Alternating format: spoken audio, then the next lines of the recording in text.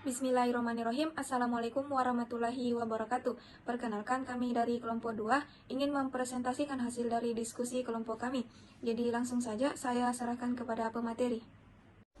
Perkenalkan, nama saya Nur Fadila. Di sini saya akan menjelaskan tentang latar belakang. Natrium benzoat merupakan bahan pengawet organik yang penggunaannya diperbolehkan jika jumlahnya di bawah ambang batas maksimum. Jika dikonsumsi secara berlebihan akan menyebabkan gangguan kesehatan seperti penyakit lupus, edema atau bengkak, dan lain-lain. Menurut Peraturan Badan Pengawas Obat dan Makanan Republik Indonesia Nomor 36 Tahun 2013 tentang batas maksimum penggunaan bahan pangan, penggunaan natrium benzoat pada produk sari buah atau sayur dan produk kedelai non fermentasi adalah 600 mg per kilogram pangan dengan ADI 0-5 mg per kilogram bebek. Penelitian ini bertujuan untuk melakukan validasi terhadap metode spektrofotometri UV-Vis yang akan digunakan untuk penetapan kadar natrium benzoat dalam sari kedelai di 3 kecamatan yang ada di wilayah Kabupaten Tulung Agung menggunakan instrumen spektrofotometri UV-Vis. Yang pertama, pengambilan sampel. Teknik pengambilan sampel dalam penelitian ini adalah pengambilan sampel secara acak, yaitu setiap populasi memiliki kesempatan yang sama untuk terpilih menjadi sampel. Pada penelitian ini menggunakan sampel yang berjumlah 5 sampel sari kedelai dengan merek yang berbeda. Selanjutnya, preparasi sampel. Sampel ditimbang sebanyak 40 gram menggunakan botol timbang dan ditambahkan 3 gram NaCl serbuk. Diaduk sampai homogen, kemudian dimasukkan ke dalam labo ukur 100 ml.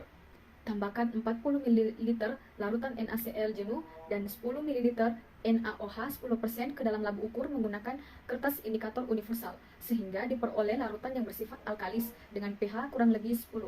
Tambahkan 2 ml HCl, kemudian diencerkan dengan larutan NaCl jenuh sampai tanda batas, dan selanjutnya dilakukan uji kualitatif dan kuantitatif. Uji kualitatif, metode yang digunakan yaitu titrasi asam basa. Sebelum dilakukan titrasi, sampel dipanaskan terlebih dahulu dengan tujuan untuk menghilangkan buih yang terdapat dalam sampel. Setelah hilangnya buih dilanjutkan dengan titrasi, yaitu dengan memasukkan sampel sari kedelai sebanyak 50 ml ke dalam Erlenmeyer, ditambahkan Aquades 12 ml, ditambahkan indikator PP 3 tetes, dan selanjutnya dititrasi dengan NaOH 0,005 N sampai berwarna merah muda. Selanjutnya optimasi panjang gelombang. Larutan induk natrium benzoat 100 ppm diambil 5 ml menggunakan pipet volume, kemudian dimasukkan ke dalam labu ukur 100 ml, ditambahkan Aquades sampai tanda batas dan dihomogenkan. Selanjutnya dibaca absorbansinya pada rentang 200 sampai 400 nm. Larutan sampel yang sudah dipreparasi dipipet sebanyak 5 ml, kemudian dimasukkan ke dalam labu ukur 50 ml, ditambahkan dengan 2 ml HCl 0,1 N, dicek pH larutan dengan indikator universal dengan pH 2, ditambahkan Aquades sampai tanda batas, lalu diukur pada panjang gelombang maksimum yaitu 226 nanometer dengan spektrofotometer UV-Vis, replikasi sebanyak 3 kali pada masing-masing sampel. Adapun metode selanjutnya yaitu validasi metode, yang dimana terdiri atas 4 pengujian. Yang pertama uji linearitas, yang kedua uji akurasi, yang ketiga uji presisi, dan yang keempat uji lot dan log. Adapun penjelasan mengenai uji linearitas yaitu larutan standar natrium benzoat 100 ppm dibuat 5 variasi konsentrasi, yaitu 15 ppm, 30 ppm, 45 ppm, 60 ppm, dan 75 ppm. Masing-masing konsentrasi diukur absorbansinya menggunakan spektrofotometer UV-Vis dengan replikasi sebanyak 3 kali pada panjang gelombang maksimum yaitu 226 nanometer. Selanjutnya dibuat kurva kalibrasi dengan konsentrasi standar sebagai sumbu X dan absorbansi sebagai sumbu Y. Linearitas yang baik dinyatakan dengan nilai koefisien korelasi R kuadrat yang mendekati 1.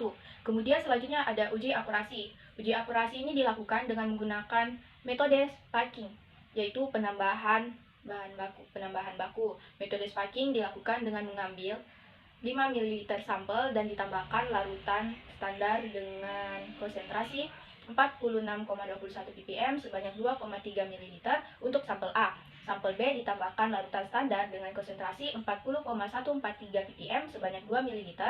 Sampel C ditambah larutan standar dengan konsentrasi 49,52 ppm sebanyak 2,4 ml. Sampel D ditambahkan larutan standar dengan konsentrasi 50,742 ppm sebanyak 2,5 ml. Dan sampel E ditambahkan larutan standar dengan konsentrasi 40,072 ppm sebanyak 2 ml. Kemudian dihomogenkan dan diukur absorbansinya pada panjang gelombang 226 nanometer. Selanjutnya dihitung persen recovery. Uji akurasi dapat diterima jika persen recovery yang diperoleh berada dalam rentang 80 sampai 120%. Nah, untuk yang ketiga yaitu uji presisi. Jadi, untuk uji presisi ini dilakukan untuk mengukur absorbansi masing-masing sampel yang sudah dipreparasi menggunakan spektrofotometer UV vis. Nah, untuk panjang gelombang maksimum pada uji presisi ini yaitu 226 nanometer, kemudian direplikasikan sebanyak 3 kali. Nah, selanjutnya itu diukur konsentrasi sampel menggunakan persamaan regresi linear, yaitu Y sama dengan 0,281X ditambah 0,3693 dan dihitung nilai RSD-nya. Nah, jadi RSD ini merupakan suatu nilai ketelitian yang dinyatakan dalam relative standard deviation. Nah, jadi besarnya nilai RSD ini digunakan untuk menyatakan tingkat ketelitian analisis. Semakin kecil persen RSD-nya, maka semakin tinggi tingkat ketelitiannya.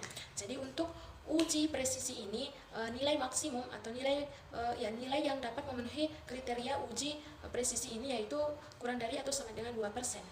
Uji yang keempat ini yaitu uji LOD atau uji batas deteksi dan uji LOQ atau uji batas kuantitas. Nah, untuk uji LOD dan uji LOQ ini dilakukan dengan menghitung masing-masing sampel yang sudah dipreparasi dengan menggunakan rumus. Nah, jadi rumus untuk LOD atau uji batas deteksi ini sama dengan 2 dikali SD per slop, dan rumus untuk LOQ atau uji batas kuantitas itu sama dengan 10 dikali SD per slop.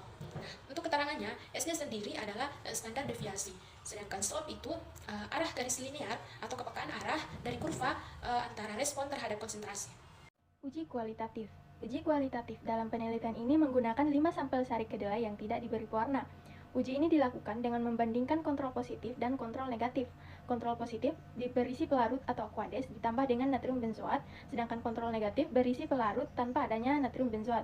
Kontrol positif dan negatif dititrasi menggunakan NaOH 0,05N dan didapatkan hasil, di mana kontrol positif berubah warna menjadi merah muda setelah dititrasi, dan sebaliknya kontrol negatif tetap bening meskipun telah dititrasi. Hasil penelitian ini menunjukkan bahwa kelima sampel yang diambil dari 3 kecamatan di Kabupaten Tulungagung menunjukkan hasil positif mengandung pengawet natrium benzoat pada semua sampel, ditandai dengan adanya perubahan warna dari bening menjadi warna merah muda. Nah, selanjutnya yaitu optimasi panjang gelombang. Penentuan panjang gelombang optimum ini bertujuan untuk mengetahui pada panjang gelombang berapa yang dapat menghasilkan nilai absorbansi maksimum pada sampel, sehingga didapatkan nilai absorbansi yang akurat. Hasil pengukuran panjang gelombang optimum untuk larutan standar natrium benzoat dengan konsentrasi 5 ppm dimulai pada panjang gelombang 200 sampai 400 nanometer, dan panjang gelombang optimum ditunjukkan pada panjang gelombang 226 nanometer dengan memberikan nilai absorbansi tertinggi. Setelah direplikasi 3 kali pada panjang gelombang optimum 226 nanometer, didapatkan nilai absorbansi sebesar 0,275. Perkenalkan, nama saya Yusriani, nomor urut 46. Selanjutnya ada validasi metode. Yang pertama yaitu uji linearitas. Uji linearitas bertujuan untuk mengetahui apakah konsentrasi zat yang akan dianalisis dengan metode spektrofotometri UV vis mempunyai hubungan yang linear atau tidak secara signifikan. Pada tabel 1 menunjukkan nilai absorbansi pada masing-masing konsentrasi. Berdasarkan tabel tersebut menunjukkan bahwa semakin tinggi konsentrasi analit, maka nilai absorbansi yang dihasilkan juga semakin besar. Hubungan antara konsentrasi terhadap absorbansi dinyatakan dengan kurva kalibrasi. Berdasarkan hasil kurva kalibrasi yang dapat dilihat pada gambar di samping, diperoleh persamaan regresi linear Y sama dengan 0,0281X ditambah 0,3693 dengan koefisien kolerasi atau R sama dengan 0,99563. Kurva kalibrasi di atas menunjukkan hubungan yang linear konsentrasi dengan absorbansi, dibuktikan dengan peningkatan garis linear. Linearitas dapat diterima jika nilai R pangkat 2 mendekati 1. Hal ini menunjukkan bahwa analisis natrium benzoat menggunakan metode spektrofotometri UV vis mempunyai linearitas yang baik. Selanjutnya yang kedua ada uji akurasi. Berdasarkan tabel 2 di samping menunjukkan bahwa nilai absorbansi speaking lebih tinggi dibandingkan dengan nilai absorbansi sampel. Speaking merupakan penambahan standar pada larutan sampel. Kemudian berdasarkan tabel 3 dapat dilihat bahwa rata-rata hasil uji perolehan kembali atau persen recovery untuk natrium benzoat sebesar 97,58%. Persen recovery tersebut menunjukkan kecermatan atau akurasi yang baik pada saat pemeriksaan kadar natrium benzoat dalam sampel. Hasil uji perolehan kembali atau persen recovery ini memenuhi syarat akurasi yang telah ditetapkan, yaitu berada pada rentang 80 hingga 120%. Ya baik, selanjutnya kita masuk di yang ketiga, yakni uji presisi. Nah, presisi ini merupakan ukuran derajat keterulangan dari metode analisis yang memberikan hasil yang sama pada beberapa perulangan. Berdasarkan pada data tabel 4 yang diperoleh yang ada di bawah ini, nilai simpangan baku relatif atau RSD sebesar 0,045%. RSD pada uji presisi ini memenuhi persyaratan karena berdasarkan literatur suatu metode memberikan keterulangan yang baik jika nilai RSD-nya tidak kurang atau sama dengan 2%. Penyimpangan yang terjadi masih dalam rentang yang diizinkan dan dapat dikatakan metode yang digunakan memiliki keterulangan yang baik dalam suatu analisis. Semakin kecil nilai persen RSD-nya yang diperoleh, maka semakin tepat analisis yang dilakukan dan semakin baik digunakan untuk analisis suatu senyawa kimia. Nah, selanjutnya yang keempat yaitu uji LOD dan LOQ. Nah, LOD ini merupakan konsentrasi analit terendah dalam sampel yang masih dapat dideteksi dan masih memberikan respon signifikan dibandingkan dengan blanko. LOQ ini merupakan kuantitas terkecil analit dalam sampel yang masih dapat memenuhi kriteria akurasi dan presisi. Berdasarkan tabel 5 yang ada di bawah ini, diperoleh LOD sebesar 0,3 ppm. Dan untuk pengujian kadar natrium benzoat menggunakan spektrofotometri UV phase, ini berarti bahwa natrium benzoat pada konsentrasi tersebut masih dapat terbaca absorbansinya. Namun tidak dapat digunakan dalam perhitungan karena dapat membuat bias perhitungan. Sedangkan LOQ diperoleh sebesar 1,0996 ppm. Konsentrasi tersebut merupakan konsentrasi terkecil yang tidak menimbulkan bias perhitungan. Ini cara perhitungan dari tabel hasil uji LOD dan LOQ, di mana rumus LOD yaitu 3 kali SD per slope dan LOQ dengan rumus 10 dikali SD per slope, di mana SD adalah standar deviasi dan slope adalah arah garis linear atau B pada garis persamaan Y sama dengan A X tambah B, di mana yaitu B-nya adalah 0,3693.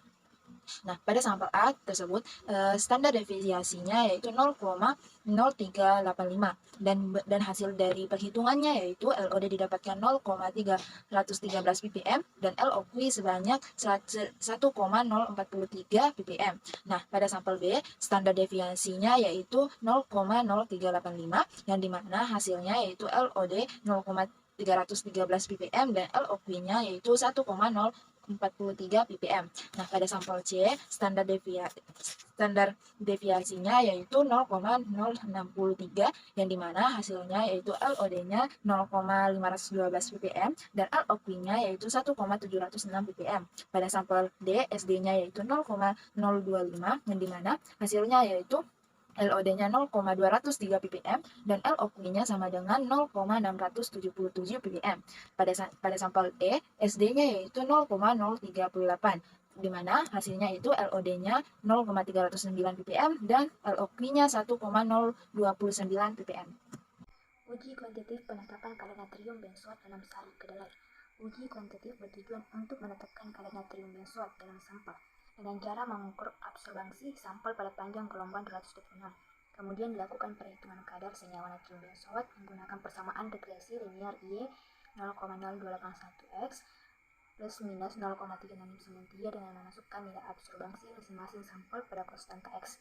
Contoh pada tabel penetapan kadar natrium benzoat dalam sari kedelai. Sampel A, kadarnya 92,243 plus minus 0,039.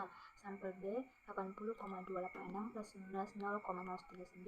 Sampel C kadarnya 99,04 plus minus 0,063. Sampel D kadarnya 101,483 plus minus 0,025.